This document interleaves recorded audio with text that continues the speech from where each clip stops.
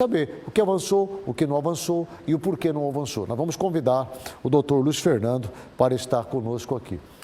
Como eu já anunciei, eu estou recebendo hoje meu amigo doutor Marcelo Sandrin. Doutor Marcelo Sandrin, prazer, um privilégio ter o senhor aqui. Muito obrigado, doutor Marcelo Sandrin. É um dos médicos mais destacados desse estado de Mato Grosso. Você que não conhece o doutor Marcelo Sandrin, mas já deve ter ouvido falar do Hospital Santa Helena. Dr. Marcelo Sandrin, há mais de 40 anos dirigindo este que é um dos mais importantes hospitais do estado de Mato Grosso e do Centro-Oeste, que é responsável por mais de 57% dos partos do estado. Dr. Marcelo, bem-vindo comigo, boa noite. Muito obrigado pelo convite, ainda mais sendo o Dia do Médico, e já queria aqui cumprimentar toda essa classe de batalhadores e batalhadoras, tendo aí a imagem do Luiz Fernando. Sim. Trabalha com a gente e, por um acaso do destino, é meu ortopedista. Então, eu mando aqui um abraço fraterno para ele e um abraço a todos os colegas e colegas que trabalham e militam no dia a dia, muitos deles no momento de plantão, todas as regiões aqui, e a gente tem muito prazer. E estava com saudades, foi muito bom esse momento, né? A gente tem um carinho especial. Eu e a Agnella já nos conhecemos há muito tempo e essa casa é uma casa de informação e dá sempre um espaço privilegiado à saúde. E para mim, que balabuto na saúde, né, aqui em Cuiabá vou para 41 anos, desde a entrada, né, nos bancos da universidade, eu estou indo para 48 anos de entrada, é um prazer imenso. E espero ainda, né, se for o caso e Deus assim determinar, estar aqui comemorando aí uns 70 anos de trabalho, é o que eu almejo na vida e é um prazer imenso. Todo dia, das 6 da manhã até a hora que Deus manda, a gente está trabalhando e nas horas, né, de edição extraordinária, prazer é também muito grande, apesar da gente usualmente nesses momentos temos momentos extremamente difíceis, angustiantes, porque a medicina ela tem a parte assim, de convivência, de ganho de amigos, ganho de amigas, ganho famílias, mas a medicina ela cobra um preço um pouquinho alto. Só quem está no dia a dia, está no front, ainda mais depois de tendo passado pela pandemia, é que sabe o valor que tem a gente poder encerrar um dia, voltar para o seio familiar.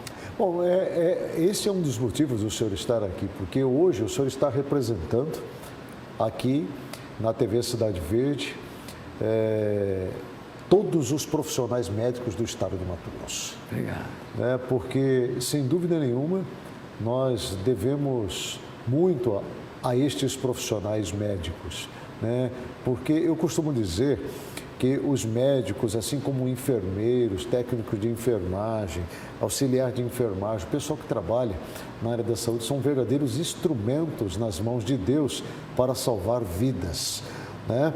E eu não tenho dúvida que esse é o maior propósito de todos vocês, né? E conforme o senhor estava dizendo, eu estava prestando atenção, o senhor vai para 50, o senhor está perto de completar 50 anos exercendo esta profissão. E nós bem sabemos que tem profissionais médicos que já alcançaram os 60 anos de profissão, 65 anos de profissão, continuam trabalhando ainda por amor e paixão a esta que é uma das mais importantes profissões do mundo. Como que é esse dia a dia de um profissional médico? O senhor já disse que é bastante penoso, requer muito trabalho, muita atenção, muito cuidado, muita entrega. Como é que é isso relacionado com colegas e com a família, doutor Marcelo Sandrin? Na realidade, a medicina ela tem mudado muito, né? Mas ainda temos, né, na medicina aquele romantismo que nos leva àquela andorinha que faz a diferença.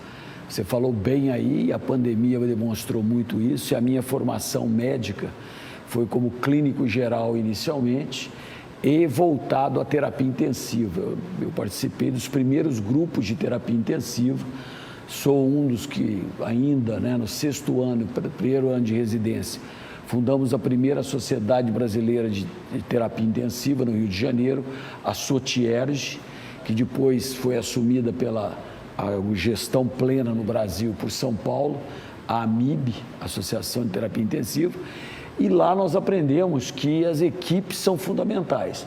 Uma UTI só funciona com uma equipe extremamente azeitada, na onde existe, né? Cada um no seu posto e cada um fazendo o melhor, e os hospitais a cada dia mais caminham para isso.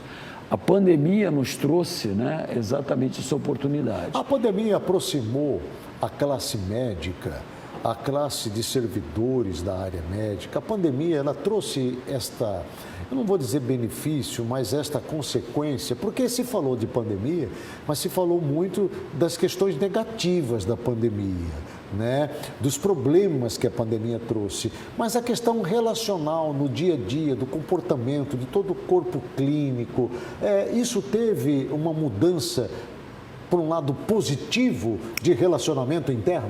Uma mudança quase radical, né? Em primeiro lugar, o isolamento a que nós fomos submetidos, praticamente todos os profissionais da área de saúde e as pessoas que militam nos ambientes de saúde, nós só contávamos com nós mesmos. Muitas das pessoas, né, não podiam voltar para casa, porque tinham tido um contato direto e não poderiam voltar para casa, ou iam para casa e faziam como eu fazia. Eu dormia, na maioria do tempo, né, durante a pandemia toda, num quarto isolado da minha casa. Por quê? Porque eu não podia expor meus familiares, assim como hoje continuo cuidando, uso máscara o dia inteiro, me paramento adequadamente, porque eu tenho muito mais risco de ser um portador da doença pelo número de pessoas que eu atendo. É um imprevisto, pode entrar uma pessoa tossindo lá e está com tuberculose. É um problema de saúde que pode me afetar, mas não é tão virulento como uma virose desse tipo respiratória, que foi praticamente um caos. Então eu tenho que me precaver e tenho que precaver também as pessoas que têm contato comigo, não só a minha família. E a mudança que houve foi para melhor, acredito. Perfeito. O sinistro, né, ele faz a humanidade avançar.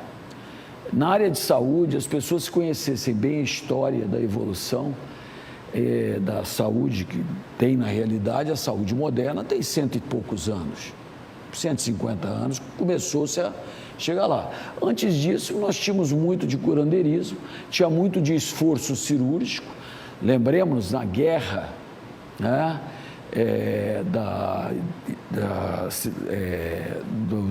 dos americanos, na Guerra Civil Americana, os médicos eram os barbeiros, porque eles manipulavam bem, e açougueiros, que conseguiam fazer amputações.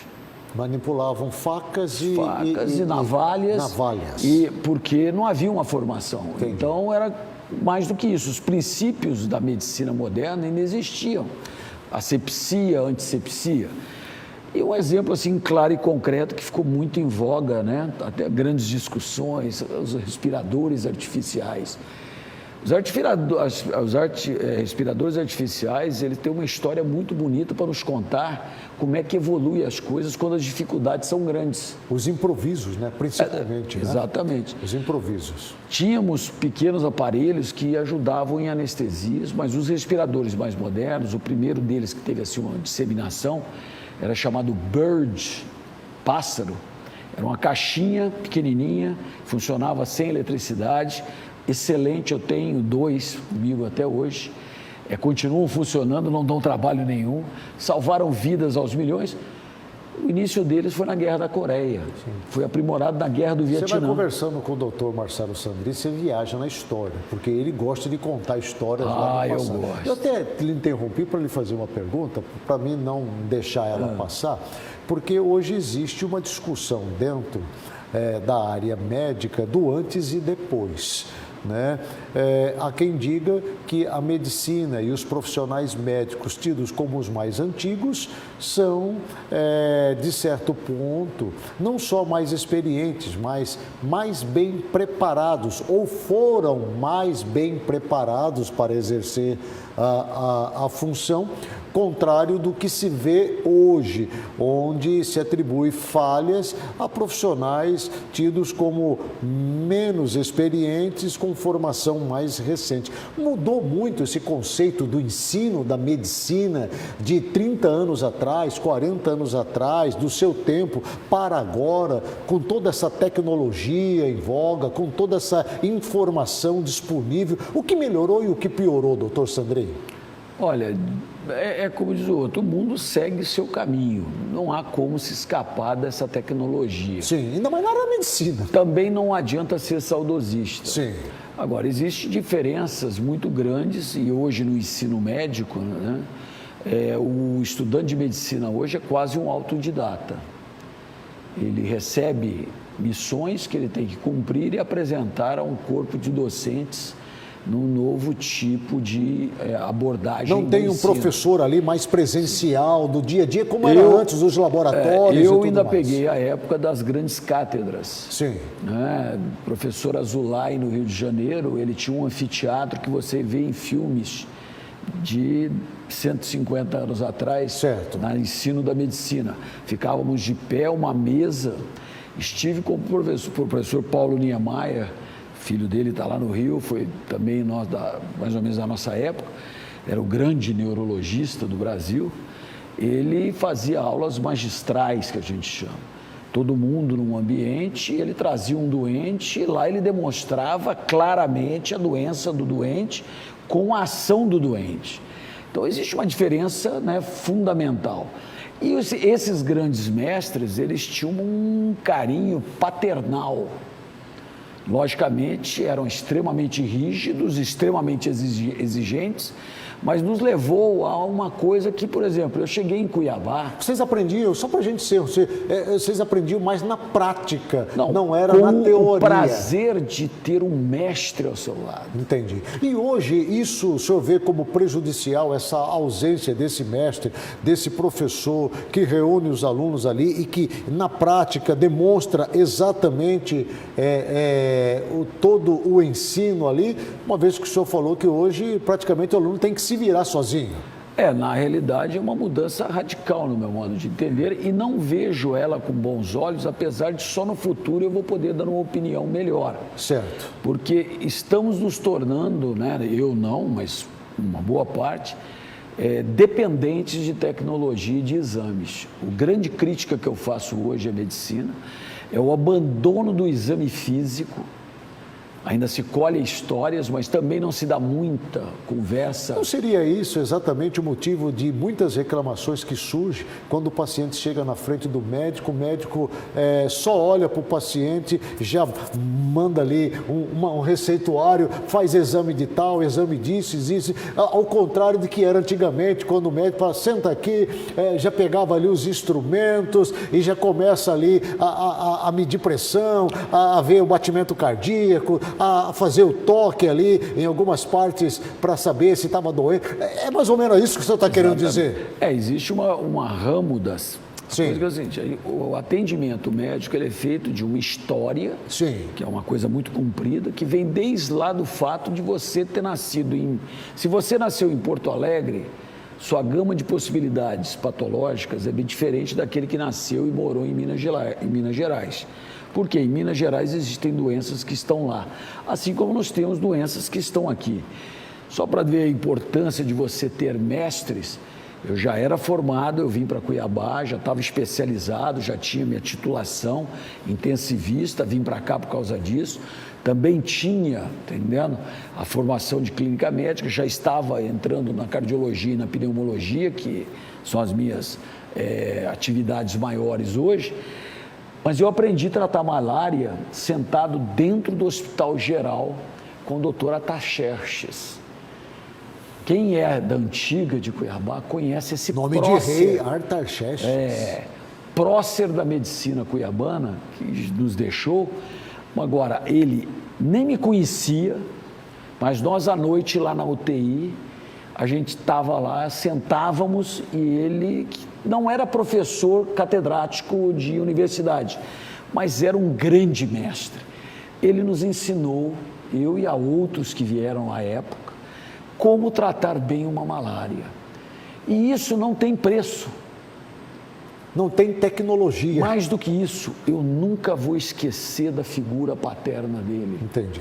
Entendeu? E isso acaba que é transmitido para o paciente, né? Porque uma das reclamações ainda que acentua-se é esse contato mais humano, né? Esta sensibilidade de lidar com o paciente. Talvez essa seja uma das grandes reclamações que ainda se vê dentro de um consultório ou dentro de um setor de saúde pública, quer seja aqui do estado, quer seja de qualquer lugar. Isso é indesculpável. Todos os alunos antigos e recentes sabem que o relacionamento médico-paciente é a coisa mais importante. É por isso, por exemplo, que eu sou uma pessoa que estou ali sempre crítico, por exemplo, com telemedicina. Não com diagnósticos, né, e laudos dados por telemedicina, mas uma consulta feita por computador. Isso não existe para mim. Eu ia lhe perguntar exatamente isso. Eu tenho que colocar o hands-on, eu tenho que examinar o doente. Não existe medicina sem exame do doente. Você não tem como adivinhar se o cara tem um sopro cardíaco ou não à distância dele. E, infelizmente, a pandemia acabou de nos ajudar a afastar o médico do doente. Lembremos-nos, falam muito que medicina é um sacerdócio. Talvez tenha um pouquinho de razão nisso, porque a gente tem que ter uma aderência muito grande e um respeito muito grande. Mas eu falo para os meus alunos, falei, já sou aposentado como professor da UFMT, mas ainda ganho, né? Faço, está entendendo, a parte de medicina com alunos da Unic, com alunos da Univag lá no Santa Helena. O mais importante é que a medicina é a mais humana das artes, porque você colher uma história, você examinar um doente adequadamente, usando tudo que a semiologia lhe dá, te oportuniza precisar de exames complementares, e não como hoje a medicina está se transformando. A pessoa não examina ou não deixa se examinar, a distância torna-se cada vez maior, e acha que uma tomografia, ou como acontece, aí eu peço encarecidamente, quantas vezes por mês no meu consultório chega alguém, e essa semana já me aconteceu, começou ontem, uma pessoa querendo fazer uma ressonância nuclear de corpo inteiro. A pergunta que eu sempre faço, para quê? Nós conversamos, eu examinei você. Ressonância nuclear magnética é um exame caríssimo, um exame até relativamente inócuo, mas um exame que tem indicações precisas, que vão estar sendo utilizadas a partir da minha hipótese diagnóstica. Eu penso ressonância 1, 2 vezes ao dia, atendendo aí 70, 80 doentes todo dia no Santa Helena. Muito raramente eu peço especificamente. As pessoas não pedem mais raio-x de tórax, ela já parte logo com uma tomografia computadorizada. Lembrem-se, quando isso acontece, falta dinheiro no SUS. Falta dinheiro no SUS, alguém ficou Mas isso não seria, desculpa-me, eu já vou aproveitar que o senhor entrou nesse assunto, mas isso não seria comodismo também por parte da área médica que já prefere este avanço de um exame do que um mais simples, comum, com a intenção, obviamente, de tirar o peso de si da responsabilidade que tem? Muitos exames, às vezes, abrem uma caixa de Pandora. Mas claro. Nós não precisamos... É por isso que eu estou lhe perguntando. Nós não precisamos, né? E o nosso telespectador entendeu muito bem aí. Nós precisamos, na realidade, ter foco e saber como conduzir isso. Entendi. Depois de fazer a história, depois de fazer tudo, fazemos um exame físico, nós abrimos um parêntese, onde fazemos a impressão médica e as hipóteses diagnósticas. Não podemos perder isso de vista. E hoje eu encareço a todos os meus ex-alunos, que são professores de medicina hoje, tenho muitos mesmo, fiquei 30 e tantos anos na UFMT, a todos os colegas, de que não voltemos ao passado, façamos a medicina tradicional com toda aquela verve e com todo aquele entusiasmo e amor. E mais do que isso, que a gente utilize tudo que tem de bom hoje com critério, porque sem critério nós estamos desperdiçando os nossos próprios impostos. O maior absurdo do mundo.